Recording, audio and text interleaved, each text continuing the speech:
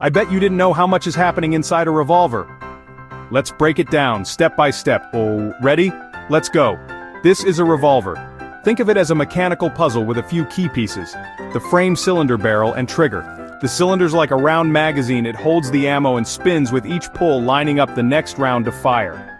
When you squeeze the trigger, you're really doing two things, pulling back the hammer and rotating the cylinder. The hammer snaps forward, striking the firing pin, which hits the primer at the base of the round. That tiny explosion ignites the powder and sends the bullet flying down the barrel.